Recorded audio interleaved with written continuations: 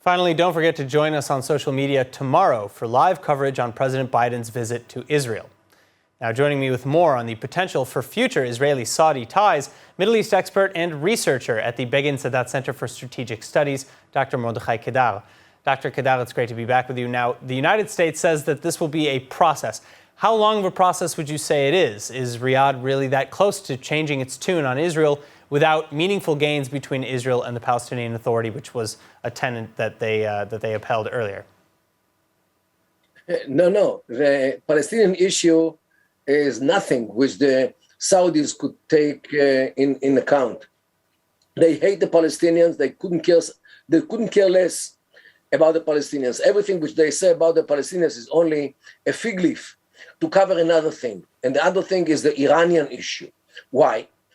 The Saudis were hit by Iran in the mid-September of 2019, like almost 3 years, when the Iranians attacked the facilities of Aramco and I would say devastated some 50% of the Saudi capacity of oil production for like a few months. And the Saudis still remember that hit, which nobody retaliated. Trump, who was then the president, never did anything against the Iranians because of this sudden hit, which they directed to the heart of Saudi Arabia. Israel, of course, didn't do anything. Saudi Arabia is very weak compared to Iran. So only if the Saudis feel secure enough, they will go forward with Israel, because they are very much afraid of the Iranian threat. Okay, so what are the biggest challenges facing a possible normalization? Biden has to convince them to go forward with normalization, and of course to increase their oil production in order to make oil lower in the United States. And Biden also has to deter the Iranians from interfering in Middle Eastern countries like they do in Iraq, in Syria, in Lebanon, in Yemen, in Gaza, and they also interfere in what happens inside the Saudi kingdom. Is the White House capable of upholding all of those promises? Before capable, are they willing to say something, to the Iranians, or are they willing only to get in bed with them with this renewed JCPOA? And this is a question which I have no idea, because the American administration one day talks about the impossibility to come to terms again with the Iranians, but on the other side, we stick to diplomacy.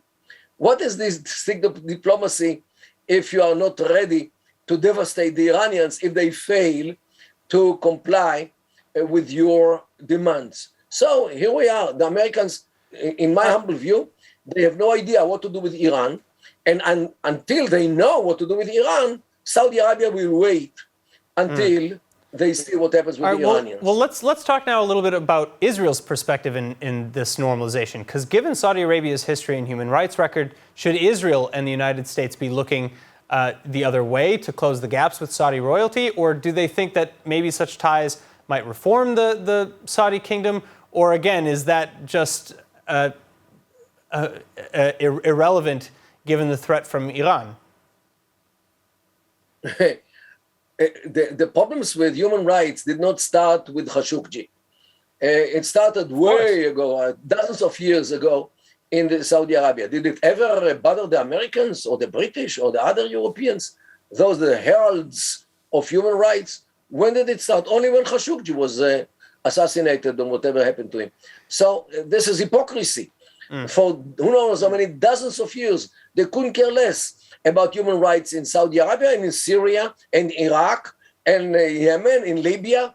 When did they care about these things in the Arab world? All of a sudden, they started to be, worried about human rights in Saudi Arabia. Dr. Kedar, thank you again so much for joining us. You're welcome.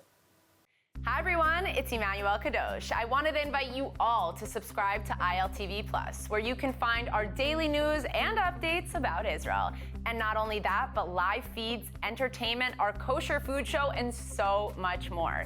Needless to say, your subscription to ILTV Plus helps us grow and create more content while also supporting the state of Israel. Our app is available on all platforms and devices, so I'll see you guys there.